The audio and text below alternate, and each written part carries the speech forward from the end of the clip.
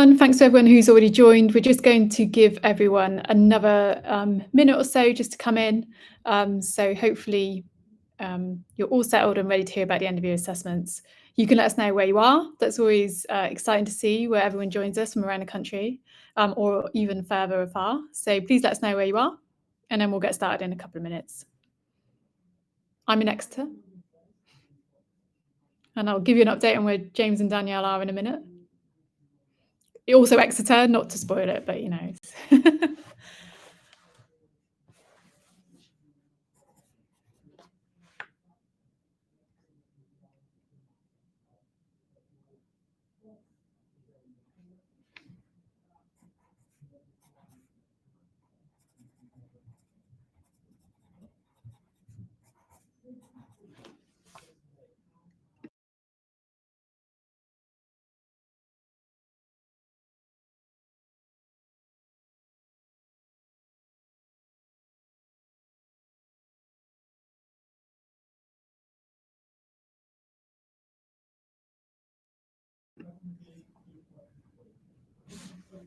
Okay, we'll just give it one more minute and then we'll get started.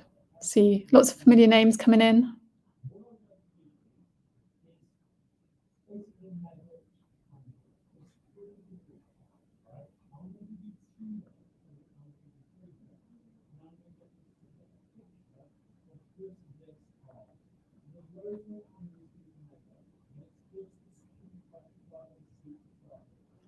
Okay, let's get started.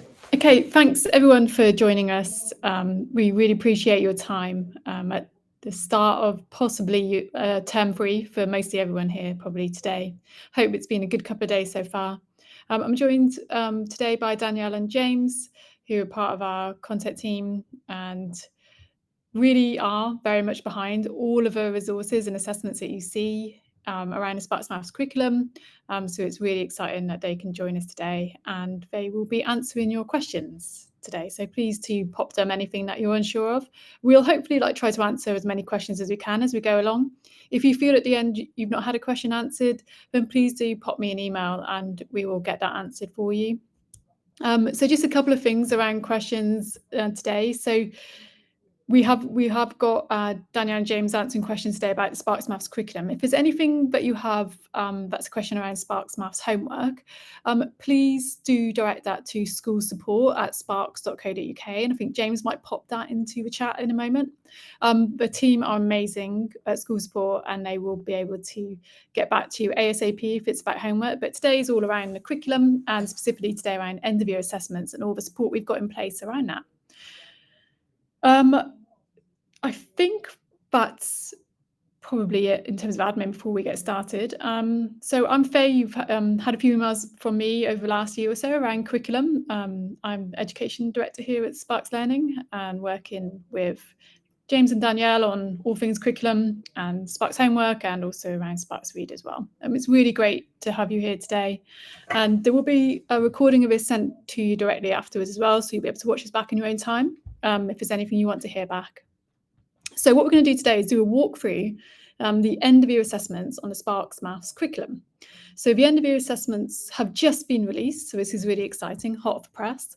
And I'm going to walk you through all of the support we have within Sparx Maths to support revision, QLA data entry, and also assessment follow-up, which is really exciting.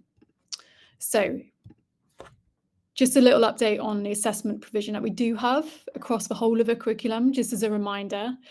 So we have termly assessments, which are focused primarily on the units that have just been covered. That's a primary focus of those termly assessments. We do try to pull in content from previous terms. That could be through cross-topic content, interleave content, but primarily it's on that term of work that students have covered. The end of year assessments are slightly different. So they're focused on all of the content from September to May half term. So we've cut it off at May half term because we understand that end of year assessments typically will take place after half term 5, so in June time. So we wanted to make sure that students had seen as much of the content as possible. And hopefully by cutting it off at May half term, that gives you a chance to deliver that content in detail, in depth, and then be able to use these for your end of year assessments in the summer term, half term 6. The single tier papers, 50 minutes long. And I'll just walk you through what content the end of year assessments cover in a moment and what resources we have to support it as well. So in terms of the end of year assessments, this is what we have to support it. I'm just going to walk through what we have for year 7 to 9 for this year. So we have transparent revision program. I'll talk you through that in a moment. We're really excited about this. We think it's a huge time saver for teachers. We also think it's great for students because they can see their work that's been marked instantly. They'll know how much progress they've made through the questions there, if they're correct, incorrect. And I think hopefully it gives insights on both sides, both students and teachers, around a revision that's happened in a really transparent, accountable way. And a manageable revision program as well. Like, we don't want the end of year assessment revision package to be overwhelming. We do understand it needs to cover a lot of content, but we do understand there'll be other revision ongoing as well in terms of lesson time.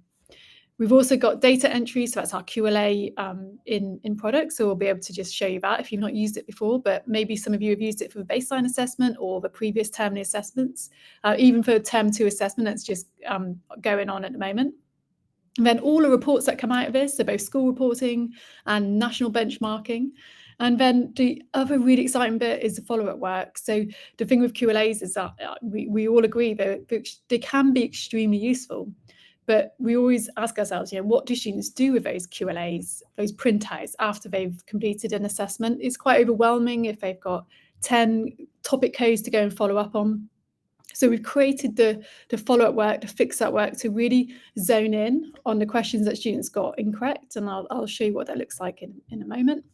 And then we also give teachers some insights into the hardest style questions on the assessment, so the problem-solving questions. We'll give teachers that glimpse into whole class feedback where students haven't done well on 6 or 7 questions. So what do they cover? So the year 7 assessment, you'll see here that a new little block has been added into the end of year assessment, into summer term here. So you can see it covers approximately up to just after week 6 here for year 7. So everything up to and including proportion. So all of the autumn term, all of the spring term, and then approximately half of the summer term. For year 8, similarly, it will go all the way up to the end of statistical diagrams and including that. So all of autumn term, spring term, and half of that summer term. And then for year 9, again, everything up to and including similarity and congruence.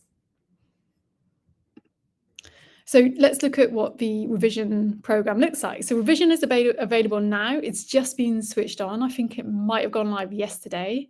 That means that you can now go in and switch on revision for year 7, 8, and 9, and you can track their progress.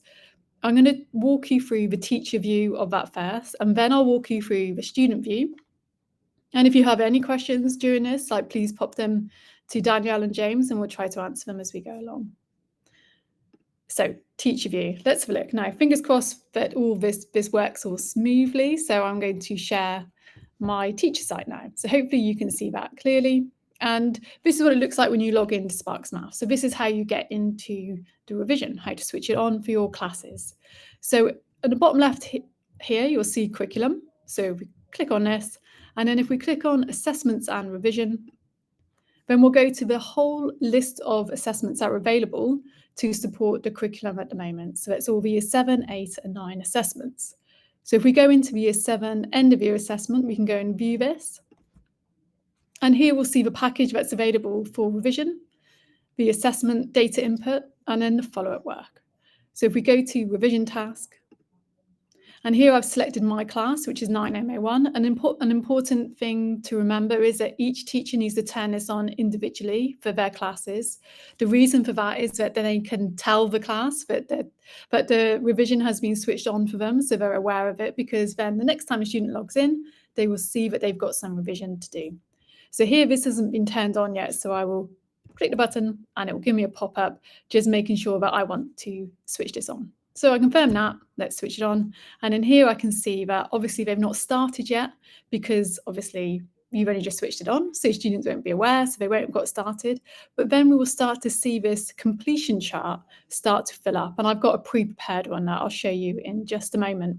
And similarly, when they start revising, we'll start to get insights. Now, there's no insights yet because not enough questions have been answered, but let me just show you what that could look like.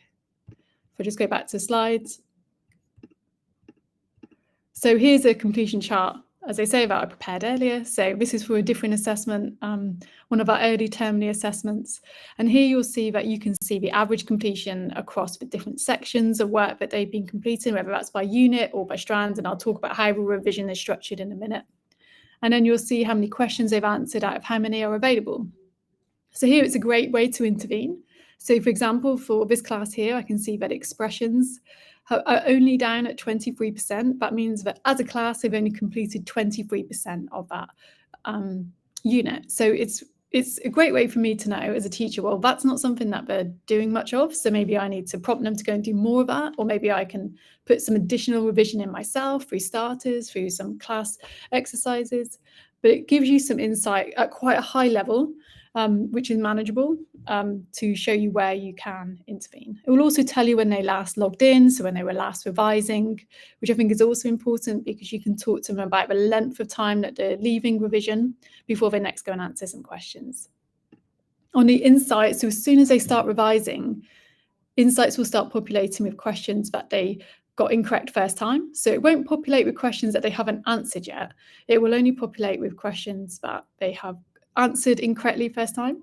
And this will obviously keep updating. So the more revision that the class does, these insights then start updating. So these are great for like daily starters or daily plenaries, however you want to structure it, whether it's interventions. Lots of different ways you can use this, and you've got different question sets in a similar way that you do with the insights in homework. So lots of different ways that you can use this. Now, from a student view, let's just have a quick look at what it looks like for them. So what type of revision are they going to be asked? So if we go into, hopefully, the student tab, we'll just double check that's showing correctly. Yep. And then here they will log in and they will see that they can go and do some revision and assessments, or we can do some homework and like ignore the right-hand side just for now, but that's a different feature that we can talk about in a different way. But here we have what they see when they log in. So Year 7 end of year assessment now shows. So if it's been switched on, then it will just pop down here and say for this class, 9MA1, we can see now that they can go and access this assessment. And if we go and do some revision, what they'll see is they've got a section of questions split into fluency and a section of questions split into problem solving. So for fluency questions, if I pop that down, they'll see a set number of questions underneath the following strands. So for this set revision, unlike in a termly revision, we've not sectioned it into units because that would feel like quite overwhelming, but be a lot of revision to do. So instead, we've collated this into strands that have been covered all the way through year 7 up until half term 6. So here we can drop down, pop into number, and we can start to see the type of revision. Students can go and access question 1 in the order. They do get progressively more difficult, and they can jump around if they wish, or they can answer them in the order in which they come in. And you can see here that we're showing the new multi-part questions too, which is exciting. So they'll be able to see if they get both, if they get one correct, they'll know which one is correct. So they'll be able to go and just focus on the one they didn't get correct first time. And they can just work through these questions here. If I just go back, and then as soon as they start answering questions, they'll start to see that this 0 out of 30 will start to populate. So we'll go 1 out of 30, 2 out of 30, etc. But only when they get those answers correct. Another really important thing to state here is that when students first log into online revision, there'll be a pop-up video. And they'll have to watch this video, so it's only a minute long. And I just talk through what revision is on Sparx Maths, and that the expectation is not the same as in Sparx Maths homework. So we understand that they may not be able to get 100% correct in revision, but they need to just try as much as they can and keep going back and try and go and ask the teacher for support on questions that they didn't get correct. So we make it really clear that there's not of 100% completion expectation on this, although obviously that would be amazing, but we understand that we haven't differentiated this revision. So this revision is not set based on their level in Sparx Maths. So this is general open revision. All students will get the same package. So if they work through fluency, that will build their confidence. And then we give them some problem solving questions. And these are more challenging reasoning questions. They can be cross-topic questions.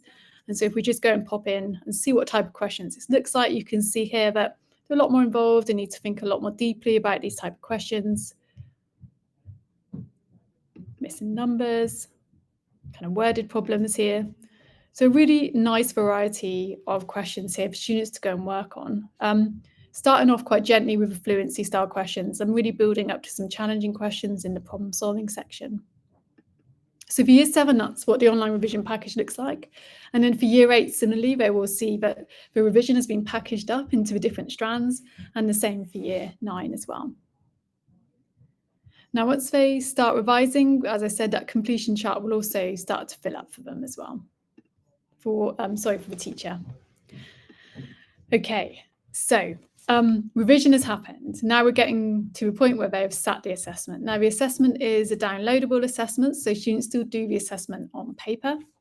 And then once the assessment is complete, we can go and look at the data entry side of things. So actually, if I go back into the teacher view here, I can go and show you what that looks like. So in assessment here, we'll see that this is where I can start to enter data for this class. So if I go to enter mark, slightly different setup to your typical spreadsheet question, and I can search for a student name, or I can click in alphabetical order here. I can go to Kathleen, and I can start to enter data. And I don't have to press enter. I can just press in marks, and it just skips down to the next question. And then that will start to complete for that student. So if we just do a complete one here, I'll show you. And it will alert you if you put in a mark that's too high, as you can see there. And then when we get to the end, you can just flick to the next question, the next student, sorry, like this, or we can go back to the sheet and you can start to see what's been entered. And obviously there I can see, oh, I've not done that one correct, so I need to go back in and double check it. And also a nice little feature here, it will tell you how far along you are, so it gives you a bit of momentum to push towards that 100% completion for that class data entry, because we know this can take time, but then what pops out of it, the other side, will hopefully be really helpful. So let's see what comes out once we've done data entry. So QLA is complete, data entry is there. What comes out? First of all, reports. So instantly you will get reports by students, cohort or class. So you can toggle between the 3 for every single year group and class. So here's student report showing overall how they've done on certain units. This was from a previous term assessment, split into fluency and problem solving. And then here we can start to dig in a bit further. It will give topic codes for that student. It will show you what the unit was and what type of question it was. And then there's a printable report that students can have, and that will show them the marks and also the Sparx topic code. So that's for students, and then you can also look at it by class averages, which can be really helpful to look at the average fluency and problem solving mark per unit, but also per question. So you can have a look at that to see what questions were strongest across your class and which questions were weakest. And then that's similar for cohort as well, which is, as a department, it's really helpful to look at post-assessment to see what type of questions as a whole department the year group are working really well on. And then excitingly then, after a certain deadline, so if you've used the termly assessments before or the baseline assessments, you will know that after a certain deadline, you have access to your own national school report. So this will show you your distribution versus the whole cohort of students that did this nationally. So it will show you your school distribution against the national distribution. So it'll tell you your average mark, and then it will tell you what the average mark was nationally. So you can start to see where you're sitting against the cohort of schools that sit this assessment. It'll give you your breakdown of all the units into problem solving and fluency, but also as the overall percentage. So here for the national report for the end of your assessment, you'll get all that strand breakdown of questions, which will be extremely helpful for you to look at as well. And then it goes further in that report. So it'll give you the top questions that your school did really well on. It will give you the top questions that your school needs to go and work on further compared to like national performance. So lots of different ways that you can dig into that national report. And that will be available approximately a month after the deadline of when the assessments will be sat. So we'll probably put that towards the end of the summer term, and we'll make sure that that deadline is really clear on the website, because it's not actually on there just yet, but we will add that very shortly. But we'll give plenty of time for data to be put in. It will probably be towards the end of half term 6, as I said. Okay, and then, as I said, the really exciting thing is then the fix-up work that comes out of this. So what do students see? So they've sat the assessment, they've had the paper marked, they might have been given the QLA as a printout, but Also, if you turn fix up work on back in your teacher view, so if I go back to the teacher view back here, if I go to follow up work, I can turn on the fluency fix up task for that class. Now, we focus on students fixing up the fluency questions because we feel like they have got the best chance of fixing up fluency questions independently with the support of a video. And I can show you what that looks like in a minute. Whereas the problem-solving questions, we think that maybe that needs more teacher intervention. That could be doing like whole class feedback on problem solving, because actually you'll get the problem-solving insights as well following the assessment. So let me show you what that looks like as an example. So here's the student side. They can go and view their assessment. Here's their QLA. Oh, I'm just switching back to the slides. So here's the student view. So they'll see their QLA on the left-hand side. That's when they next log in, they'll be able to go and fix up some work when that fix up task has been turned on. And they'll see a shadow question, or a fill as we call it, but a shadow question here of the exact question that they had in the assessment. And they'll get video to support them if they need it, and they'll be able to have a go at that question. And then as a teacher, you'll be able to see that progress through a little bar filling up. So you'll be able to see how many questions they've fixed up, and how many, if they've started yet, and their overall progress. And if they haven't got many questions to fix up, then they'll be able to go into independent learning and look up some of those Sparx topic codes for the problem-solving questions. So if you wanted to do a computer lesson following the end of your assessment to go and fix up some of their gaps in knowledge, a great way to do that would be that students go in and they fix up their fluency, and then when they finish, they can go and fix up some of those more problem-solving areas by looking deeper into those topic codes in independent learning, where they've got access to so many questions that they can use there to support them. But also, as I said, we want to encourage students to go and fix up those gaps in knowledge, those fluency questions. But as a teacher, we also want you to have some instant insight into the top questions that students didn't perform well on. So we give assessment insight. So we give the top 6 problem-solving questions that students struggled with. So this could be great for like whole class feedback. It's a great place to start. You can have different question sets, so you can do some of these in future lessons through starters to revisit them. So lots of different ways, just like the revision insights and homework insights, that you can use this, hopefully giving you a resource to get some formative feedback after that assessment period. Now, that was a very quick tour of the end of year assessment package that's available right now. So hopefully you will be able to access that for year 7, 8 and 9 for your classes. I think the benefit of the end of year assessments is that if you haven't followed the exact sequencing of a Sparx Maths curriculum, it might all come together for the end of year assessments. So we'd be really happy to know that you're able to utilise these resources in Sparx Maths for your year 7, 8 and 9s this year. Hopefully you've had all your questions answered, but we can just wait a few more minutes as those questions come in. But for now, really, good luck with those end of year assessments. I know they'll be coming around soon, but I guess post year 11 live assessments, I guess, is probably the best timing. But yeah, good luck with them, and hopefully we'll get some nice feedback on how that's worked for you and your classes. One point I should mention is that the end of year assessments in Sparx Maths aren't supported by a downloadable revision booklet for this set of assessments. We were really keen to get these assessments in place, but they weren't planned for this year. In fact, I think they might have just been asked that question, so it's good timing. My suggestion is that if you want a downloadable revision booklet instead of, or as well as, online revision, you could use the term 1 revision booklet, the term 2 revision booklet, and you could use half of the term 3 revision booklet. So that's a way of putting together a downloadable static revision booklet if you wanted to use that as well as online or instead of. That's absolutely fine. And if there's a need for that downloadable revision booklet for the end of year assessments, that's something that we can look into doing next year as part of our feedback cycle, which we're about to start now for the curriculum. Okay, on that note, I will stop, and if there's any other questions, you've got a few minutes, and then I will, I'll close the call. But thanks so much for joining. I hope that was helpful. Any questions, just let me know. Thanks, everyone.